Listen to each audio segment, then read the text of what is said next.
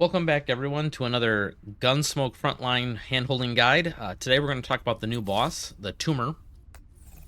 We're going to do the basic explanation of how he works, what's going on with him, and then at the end of this video, we're going to kind of skip, and I'm going to do unit-specific and team-specific things that you need to be concerned about. But as usual, the normal caveats to this apply. Be careful if if you don't have the 9.1 platoon buff here, the damage dealt one, your score is going to vary a little bit from what you're going to see today. This is not actually 40%. This comes out to about 10% of your overall score, 10% damage-ish. But it does make a difference. In addition to that, if you want like team building ideas, there's a lot of different teams that work on this fight.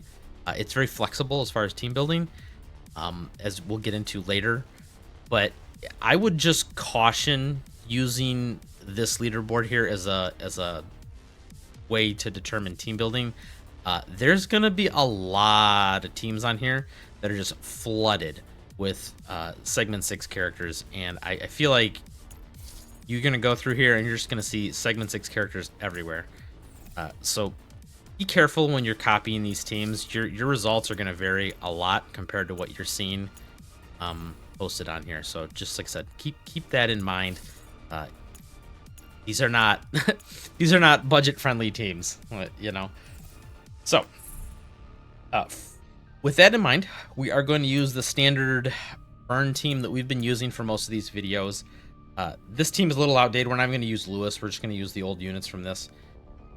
These are all very accessible units. I feel like a lot of people have these now. This is a good starting point and a good baseline. In addition to that, we're just going to use a Klukai.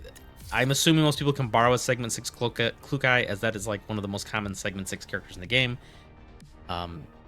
Usually your platoon has one available. This one's nothing crazy. It's just, gold calibrated, he's running the limit break fixed key. You can run without this key. It actually makes it easier if you don't have this key, because you have the wider AoE path and you'll be able to kill all the ads much easier. But even with this key, it'll work just fine.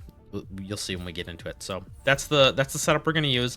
Nothing too crazy. No crazy amounts of like calibrations on the weapons or any sort of min-maxing there. So in addition, all the seasonal buffs, they change. So depending on when you watch this video, these might not be here. So don't worry about it too much. We'll pick this one because it won't affect the score at all, because none of these units do heavy damage.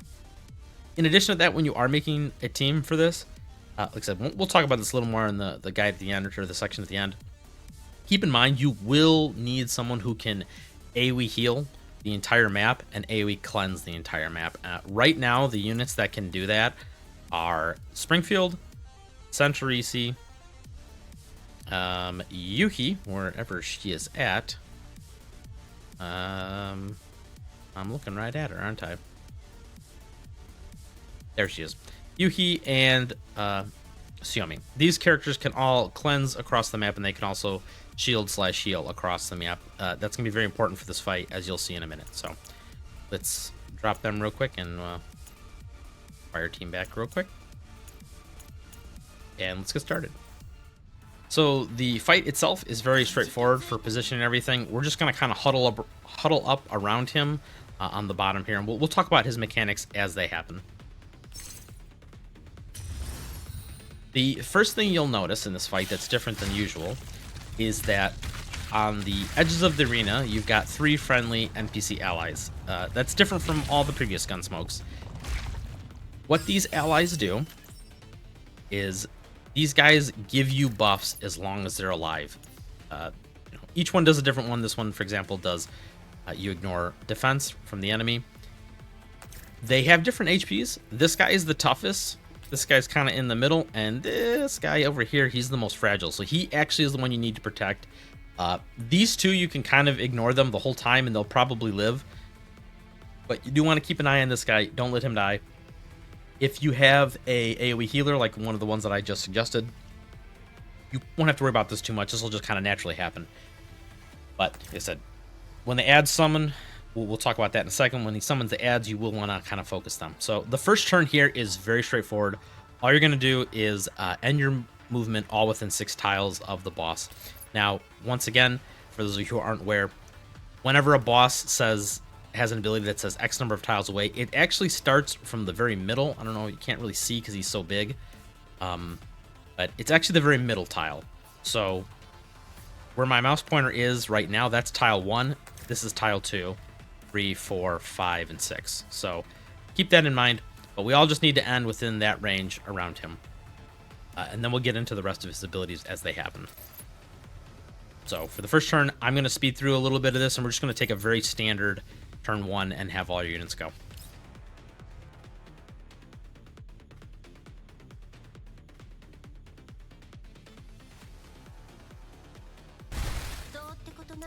As we end the turn here, I'm going to slow it down here so that you can kind of see what's happening. We'll just put Lukai over here in the back. So the first thing the boss is going to do is he's going to summon 3 little adds around the edges. They're not going to move. They're not going to take any action. They're just going to stand there. The next thing he's going to do is a big AoE tail or like tentacle lash. And this is the ability that we all wanted to be within 6 tiles for. If he hits 5 units or more, he will get a debuff on him, which is what we want to happen. And then he'll just shoot out some goop at everybody.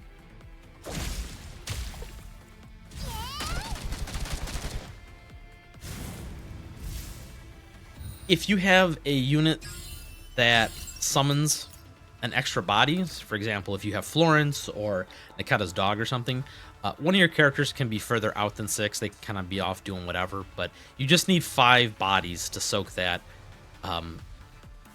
tentacle lash ability. This first one here, Venom Lash. You want 5 people to get hit by that because he'll get a stacking debuff. And the first couple turns here, that's all we're going to be doing is kind of huddling up next to him and building that debuff up. Now, like I said, he summoned 3 adds. This is the one we really want to be careful. These guys can kind of tank the adds, no problem. You don't want your units to get hit with the adds at all, because when these guys pinch you, they put a big nasty attack down debuff on you, so that's bad. But this one will actually die. This poor ally here, he'll actually die if you just ignore him completely. So we'll have to kind of go out of our way. Once again, if you have Klukai with the wider devastating drift ability, you'll see you can kind of zoom and kill all of them, but in our situation we're only going to be able to kill a couple. So for that, I'm going to have Chongju come over here and finish this one off real quick, just to make sure we don't have any hiccups. And then the rest of the turn is going to play out pretty similarly. Now the other thing that happened that I should mention is that when he threw the goop at the 3 allies around the map, he put a debuff on them, this corrosive slime. If you cleanse this debuff, you get a 10% attack up buff that lasts for 2 rounds, not actions, 2 rounds. So the first thing we're going to want to do this turn is cleanse that off everybody. This is why Centrisi or, like, for example, Suomi would do this as well. Lots of good choices. So we'll do that. This will cleanse the 3 buffs from the enemies around, or the allies around the edge of the field. And it'll put 3 stacks of this survival rally on our units, and this will last for 2 rounds. This happens every 2 rounds, so you don't have to stagger this. As long as you just keep cleansing it on even number turns, you're golden. It'll last for both the even number turns and the odd number turns, and it'll never fall off. That's why units like Centrisi are so good for this mode. Other than that, we're just going to take the rest of the turn as normal, so I'll fast forward a little bit until we get to the end of the turn where Klukai is going to take her action. Okay, here we are with Klukai at the end of the turn here. Now, I just wanted to show you that if you have the key that reduces the width here, you can still clip both that enemy and the boss.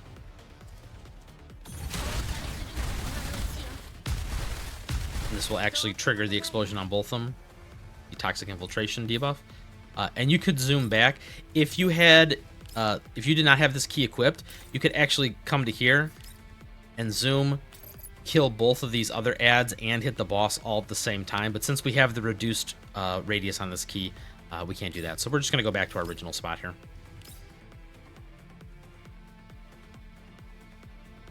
Okay, and so at this point on, it's just pretty much rinse and repeat. We're just going to take a turn like normal. Nothing fancy is going to happen. Klukai will just zoom there and back, and we'll just kind of go through this turn. Once again, this guy can just kind of hang out over here. This enemy can attack him. It's fine.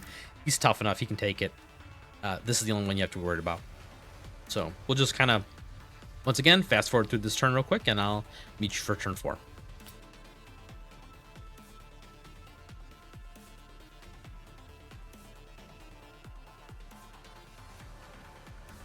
Okay, and we've pretty much done an entire rotation, and we're just going to continue to do that for the rest of the fight. We'll have one more turn here where Changju needs to assist with killing this little ad right there. And then other than that, Suntory can ult, and we can continue to do the same thing. And the only thing that's going to change on turn 6 or 7, we'll once again have Vector's ult up, and we can cleanse pretty much all the, or kill all the little guys at the same time. But other than that, we're just going to continue to do our rotation as normal.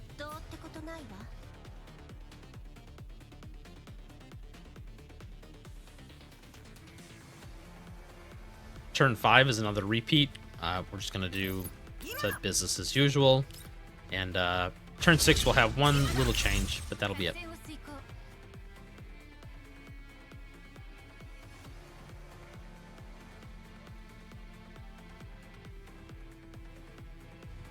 Okay, turn 6. So once again, because it's an even number turn, we want to cleanse like normal. This time we won't have to have Changju kill this small little centipede guy. We're going to have Vector do it, because when Vector goes, she can throw her ult, and these ads are squishy enough that if you were to throw her ult here, for example, you'll clear this entire part of the field, and then you won't have to worry about it for the rest of the fight. Once again, this one will die when Klukai uses her motorcycle attack.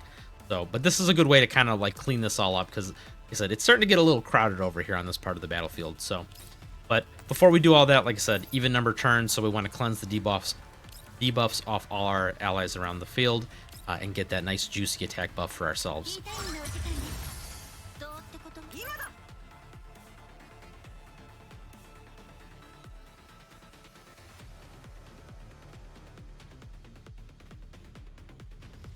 Okay, and for the last turn here, we're just going to kind of go all out on him, dump all our attacks. It doesn't matter if these guys die anymore at this point. You're not going to get any more actions across the end of the turns, so it doesn't really matter.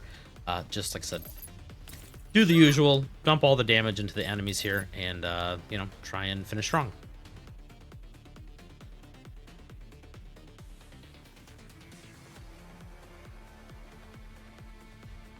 Okay, and as you can see here, we ended a little bit over 6,000, but depending on your platoon buffs and, like, you know, your borrowed units and whatnot, and the level of investment on your characters, this will vary a little bit. The only character on here that has anything special is Vector has her segment 1, but, you know, and Changju, I believe, is segment 4 or 5. I can't remember off the top of my head. So, but, you know, and then everyone's got elite weapons, but that's nothing too crazy.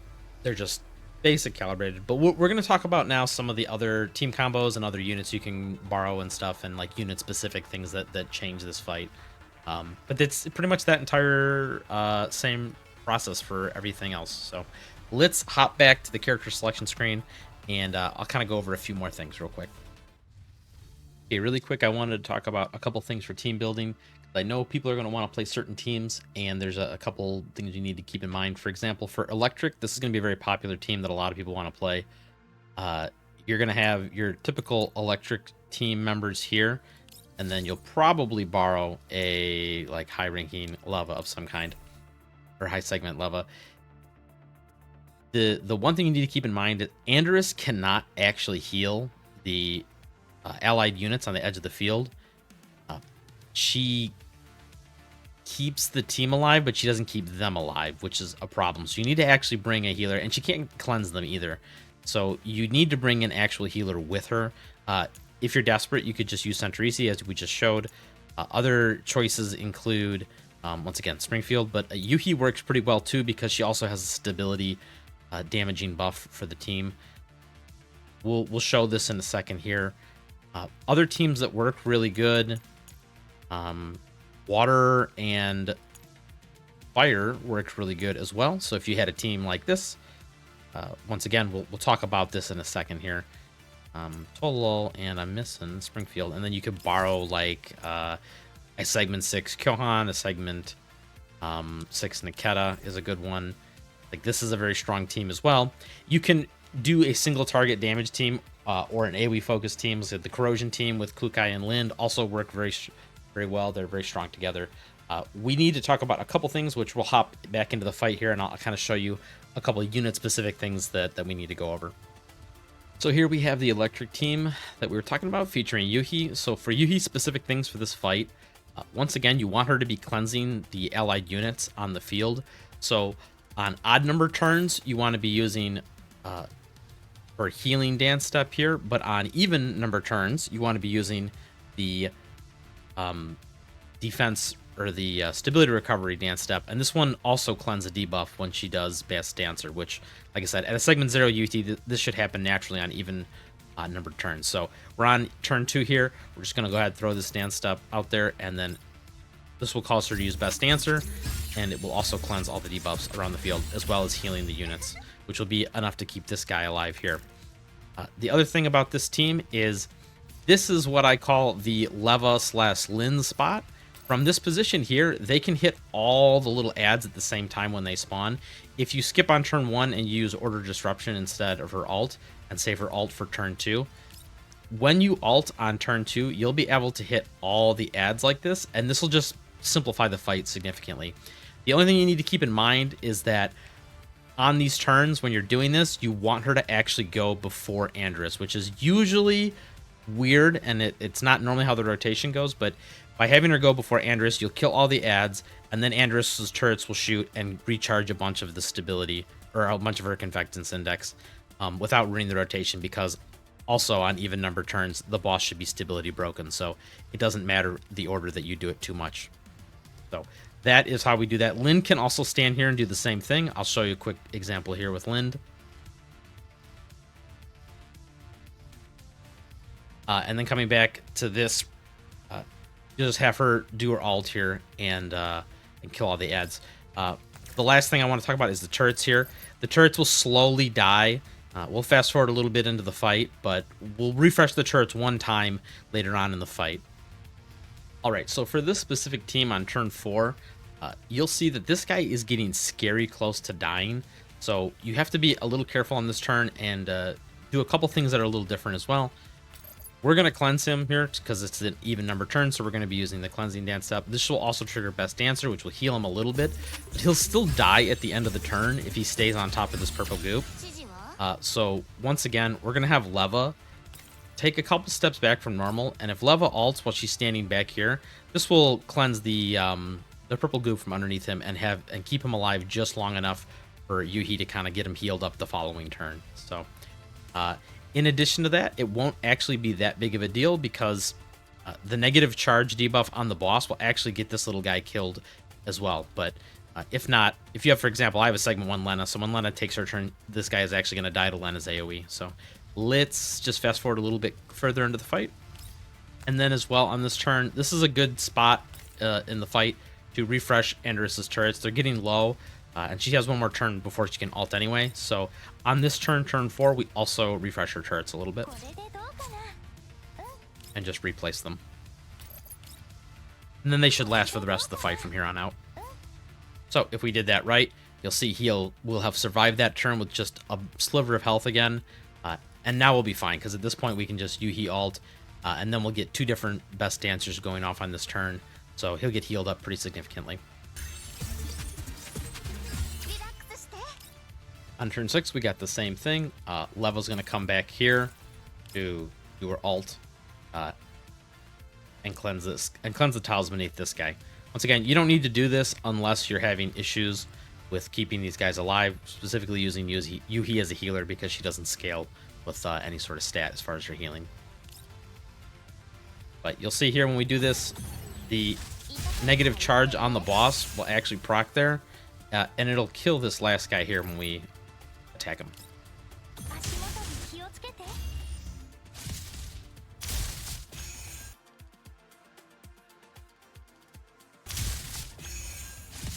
And then this is just what turn 7 looks like. Last guy barely survived here, but he can die this turn. It doesn't matter at this point. Same thing with these turrets. Just let him die. It doesn't matter after the end of the turn. You can continue to do the normal rotation on this turn, and then Leva can ult as well for the final action of the turn. But that's pretty much the tips for this team. Let's move on to the next one. Okay, let's quickly look at Springfield and the Hydro Fire team here. This is a very popular team that's been used last couple of Gunsmokes. This is a little of a weird fight for a low segment Springfield, meaning segment 1 or segment 0. She won't get her ult up enough to cleanse the buff constantly on turns 2, 4, 6. So you kind of have to skip one. I like to cleanse on turns 2 and either 5 or 6.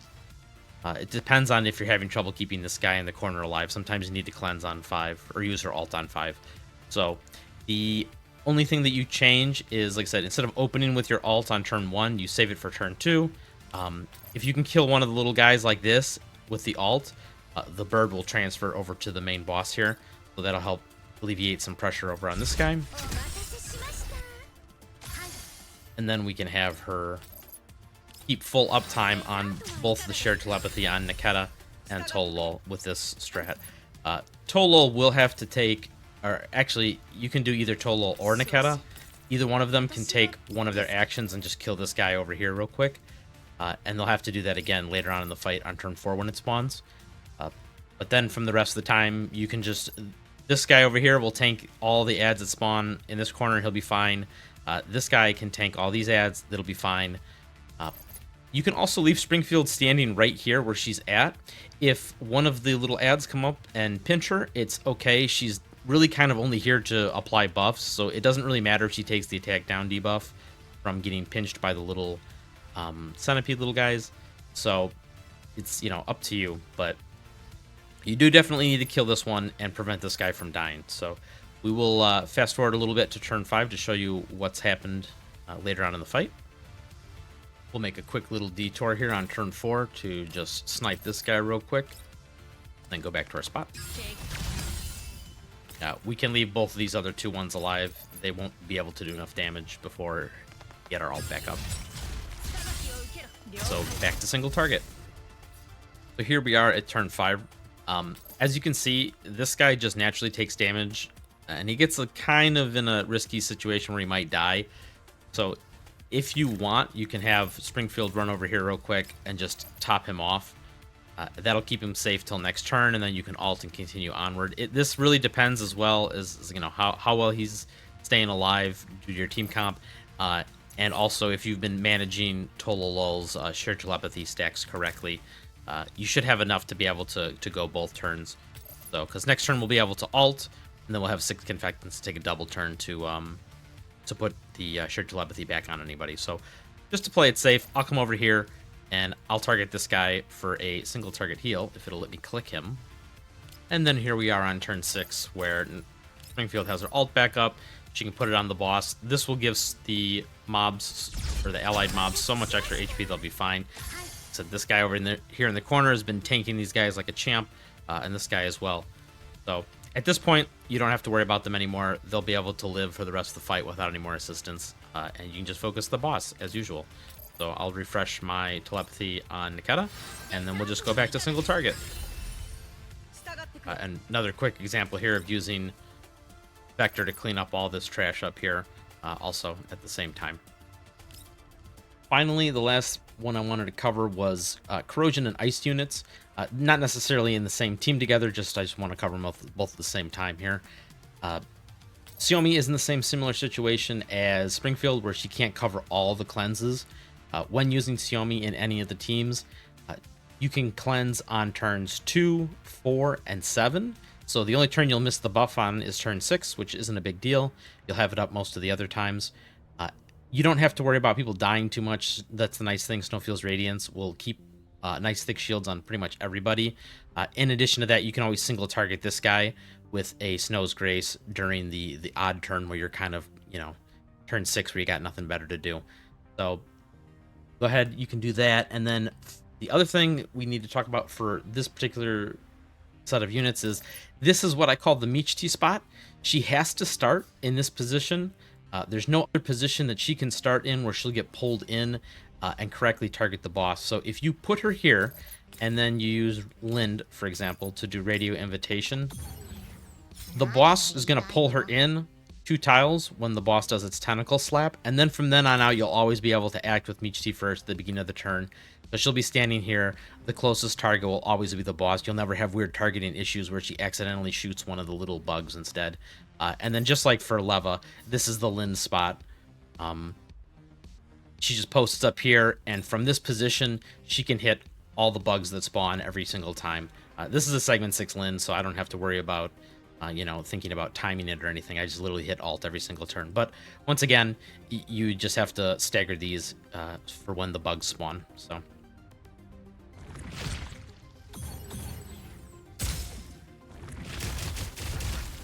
Here's Michi getting pulled to the correct spot.